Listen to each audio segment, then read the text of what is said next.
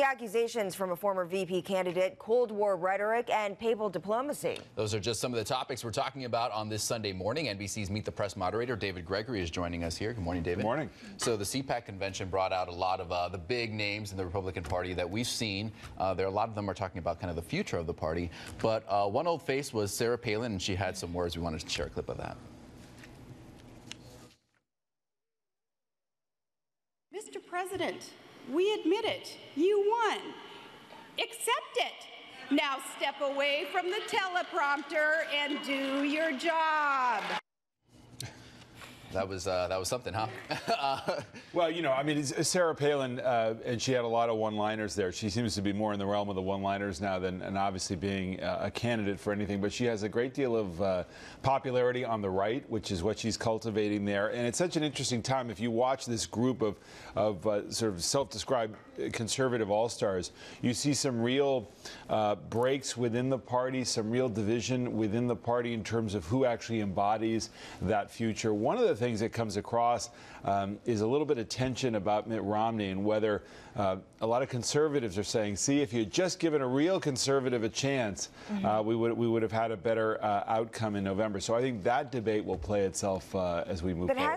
But hasn't CPAC been such a sweet spot for Mitt Romney, and with him talking there recently? I mean, what does his return Well, I think you're right. I mean, I think there is still a fair amount of acceptance, but there is this idea, Rick Perry spoke to it, that if they had given a real conservative a chance, there might have been a different outcome. And I think that whether it's the Tea Party, the Rand Paul section of the party arguing with the Marco Rubio part of the party, that there are some real divisions that are about the future and, frankly, what Sarah Palin was talking about, how conservatives allow the president to do his job on where they're coming from on taxes and spending. But something you talked about here before is how the Republican Party needs to kind of change its ways, open itself up, maybe try to tap into the Hispanic community. Are they doing that? Well, I think they're trying to do that. And again, I think, you know, it comes down to somebody like Senator Rubio, who's moving forward on immigration reform. That's at least a part of it. But I also think that the budget piece is really huge in terms of how it animates this wing of the party. And we just want to move over to the topic of North Korea, because the war of words continue. The U.S. recently promising that new missile defense interceptors are on the way. And then we just heard from North Korea yesterday. They are blasting our hostile policy in their terms. For the U.S., is this more of a better safe than sorry situation?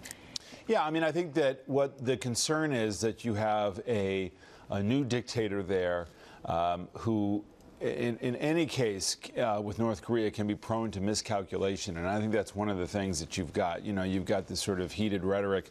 But beyond that, the fact that you have real technology, real nuclear capacity, along with a very high probability of miscalculation, and that's not really something that we can mess around with in terms of the president's view on that. And so, yeah, it's pretty sensitive.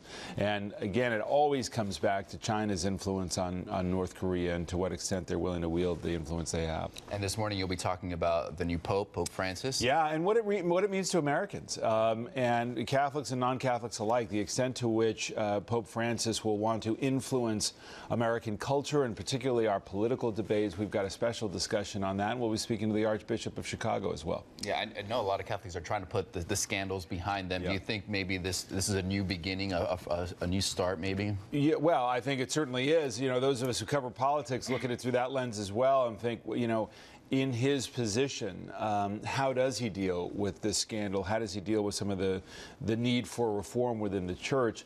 But again, I come back to at a time when American Catholics are more disaffected with the church, how does he try to influence that? And you know, he's off to a very humble and loving start. What else is on the show today? Well, we'll talk politics as well. We'll talk about conservatives. Scott Walker is going to join our conversation, the governor of Wisconsin, who spoke at CPAC this weekend. We'll ask him about the future of the party as well. He fired up the crowd this weekend. Yeah, he did. Oh, yeah, and then the debt duel as well. We've got our Chris Van Hollen here locally and Kevin McCarthy debating the way forward on that. All right, we'll see you at 10:30.